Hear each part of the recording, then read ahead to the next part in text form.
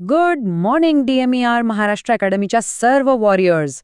आज आपण एका खूप महत्वाच्या विषयावर बोलणार आहोत, पार्किन्सन्स रोग. चला तर मग या आजाराबद्दल सोप्या भाषेत सगळं काही समजून घेऊया. कधी विचार केलाय की आपल्या मेंदूचं जे मूव्हमेंट कंट्रोल सेंटर आहे, म्हणजे हालचालींवर नियंत्रण ठेवणारा भाग, तो जर हळूहळू काम करायचं बंद झाला तर काय होईल? हाच तो प्रश्न आहे जो आपल्याला पार्किन्सन्स रोगाच्या अगदी मुळाशी घेऊन जातो. तर आज आपण काय काय बघणार आहोत. सगळ्यात आधी हा हालचालींचा विकार म्हणजे काय ते समजून घेऊ. मग मेंदूमध्ये डोपामाइनची कमतरता का होते ते पाहू.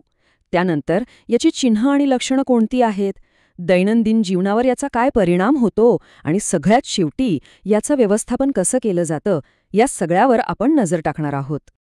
ओके, चला तर मग सुरुवात करूया आपल्या पहिल्या भागापासून. पार्किन्सन्स म्हणजे नेमकं काय आणि हा आजार कोणाला होतो? सोप्या भाषेत सांगायचं तर पार्किन्सन्स हा एक प्रोग्रेसिव्ह आजार आहे. प्रोग्रेसिव्ह म्हणजे काय, तर तो हळूहळू वाढत जातो. यात होतं काय की आपल्या मेंदूतल्या ज्या पेशी म्हणजे न्यूरॉन्स आहेत ना, त्या हळूहळू मरायला लागतात आणि याचा थेट परिणाम आपल्या हालचालींवर होतो. आणि हा आजार किती लोकांना आहे याचा अंदाज आहे का?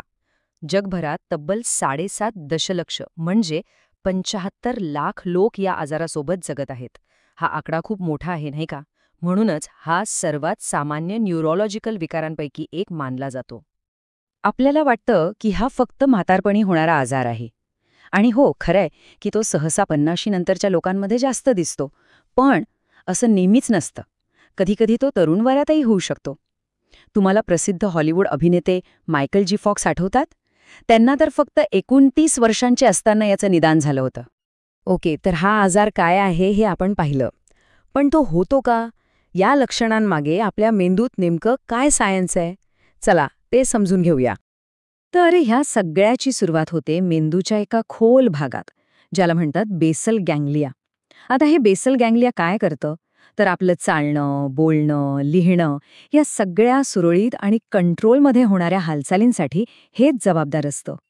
आणि याच बेसल गँग्लियामध्ये एक छोटा पण खूप महत्वाचा भाग असतो, सबस्टॅन्शिया नायग्रा.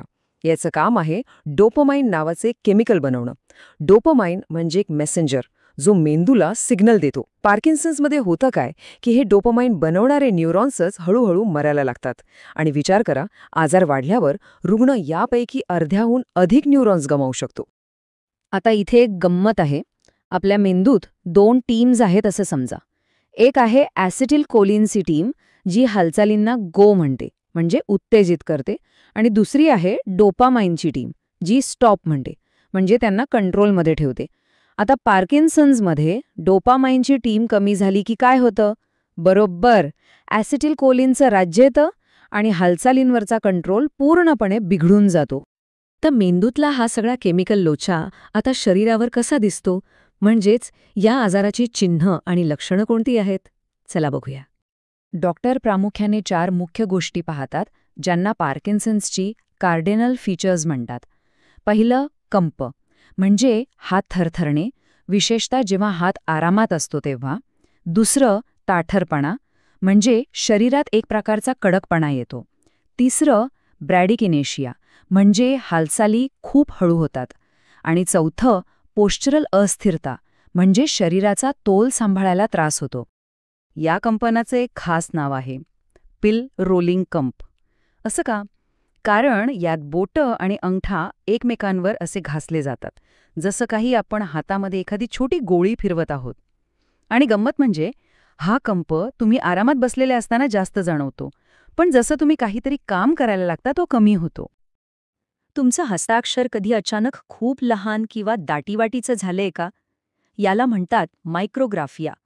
आणि हे अनेकदा पार्किन्सन्सच्या अगदी सुरुवातीच्या लक्षणांपैकी एक असू शकतं. यावरून कळतं की अगदी बारीक-सारीक हालचालींवरही याचा किती लवकर परिणाम होतो. पण लक्षणं फक्त एवढीच नाहीयेत, अजूनही काही गोष्टी आहेत. जसं की चेहऱ्यावरचे हावभाव कमी होणं, म्हणजे मास्क लाईक फेस, चालताना पाय ओढत चालणं, ज्याला शफलिंग गेट म्हणतात, आवाज एकदम हळू आणि एकाच सुरात येणं, शरीराच्या हालचालींमध्ये एक प्रकारचा झटका जाणवणं आणि चालता चालता अचानक पाय जागेवरच फ्रीज होणं, या सगळ्या गोष्टी दिसू लागतात. ओके, ही तर झाली वैद्यकीय लक्षणं. पण याचा रोजच्या जगण्यावर काय परिणाम होतो? ही लक्षणं खऱ्या आयुष्यात कोणती आव्हानं उभी करतात ते जाणून घेऊया. हे बघा, हे खूप महत्वाचं आहे. पार्किन्सन्सचा परिणाम फक्त शरीरावर होत नाही, तो मेंदूच्या विचार करण्याच्या क्षमतेवरही होतो. म्हणजे काय, तर गाडी चालवताना रस्त्याचे साधे नियम समजण्यात गोंधळ होऊ शकतो, निर्णय घ्यायला वेळ लागू शकतो आणि म्हणूनच गाडी चालवण्यासारख्या गोष्टी खूप धोकादायक बनू शकतात. आणि आव्हानं इथेच संपत नाहीत. जेवण गिळायला, चावायला त्रास होऊ लागतो. पचनसंस्था हळू काम करू लागते, ज्यामुळे बद्धकोष्ठतेचा त्रास होतो.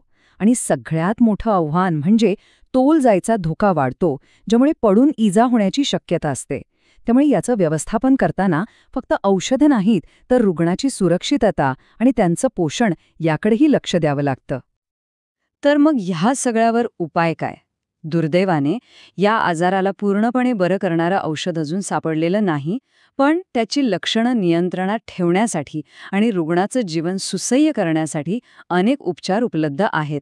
चला, ते काय आहेत ते पाहूया. आता इथे एक मोठी अडचण आहे. मेंदूमध्ये डोपामाइन कमी आहे, तर आपण थेट डोपामाइनचं इंजेक्शन किंवा गोळी का नाही देऊ शकत? कारण आपल्या मेंदूभोवती एक ब्लड ब्रेन बॅरियर नावाचं सुरक्षा कवच असतं आणि हे कवच डोपामाइनला आत जाऊच देत नाही. मग आता काय करायचं? यावर शास्त्रज्ञांनी एक खूप हुशारीचा मार्ग काढलाय. ते कॉम्बिनेशन ड्रग देतात. यात 2 मित्र आहेत, लिव्होडोपा आणि कार्बिडोपा. लिव्होडोपा म्हणजे डोपामाइनचा कच्चा माल, जो मेंदूच्या आत जाऊन डोपामाइन बनू शकतो. पण एकटा गेला तर रक्तातच नष्ट होतो. म्हणून त्याचा बॉडीगार्ड कार्बिडोपा त्याच्यासोबत जातो. कार्बिडोपाचं काम काय, तर लिव्होडोपाला मेंदूपर्यंत सुखरूप पोहोचवणं. मस्त आयडिया आहे ना? लेव्होडोपा, कार्बिडोपा तर मुख्य औषध आहेच, पण त्याशिवाय काही पर्याय आहेत, जसं की डोपामाइन ॲगोनिस्ट, जे थेट डोपामाइनसारखंच काम करतात, किंवा अँटीकोलिनर्जिक्स, जे त्या गो म्हणणाऱ्या ॲसिटिल कोलिन टीमला थोडं शांत करतात. प्रत्येक औषधाचे फायदे आणि काही गोष्टी लक्षात ठेवण्यासारख्या आहेत, जसे की काही औषधांमुळे जास्त झोप येऊ शकते किंवा जेवणाचा त्यांच्यावर परिणाम होऊ शकतो. आणि एक गोष्ट आपण सगळ्यांनी लक्षात ठेवली पाहिजे. ही सगळी औषधं ती फक्त लक्षणांना मॅनेज करतात. म्हणजे रुग्णाला आराम देतात, त्यांचं आयुष्य थोडं सोपं करतात, पण ती आजाराला मुळापासून थांबवत नाहीत. मेंदूतल्या पेशी मरण्याची जी प्रक्रिया आहे ती थांबवण्याची ताकद सध्याच्या औषधांमध्ये नाही. आणि हाच प्रश्न आपल्याला भविष्याकडे घेऊन जातो. जर सध्याची औषधं फक्त लक्षणं दाबतात, तर मग पार्किन्सन्सवर खरा इलाज काय असेल? आपल्याला अशा उपचाराची गरज आहे जो फक्त लक्षण नाही, तर मेंदूतल्या पेशींना मरण्यापासून वाचवेल. कदाचित स्टेमसेल थेरपी किंवा जीन थेरपी. यावर जगभर संशोधन सुरू आहे. तर आज आपण पार्किन्सन्सबद्दल बरीच माहिती घेतली. जर तुम्हाला निओनॅटल डिस्ट्रेस सिंड्रोमबद्दल जाणून घ्यायचं असेल, तर हा व्हिडिओ नक्की पहा. आणि हो, DMER महाराष्ट्र अकॅडमीला सबस्क्राईब करायला विसरू नका.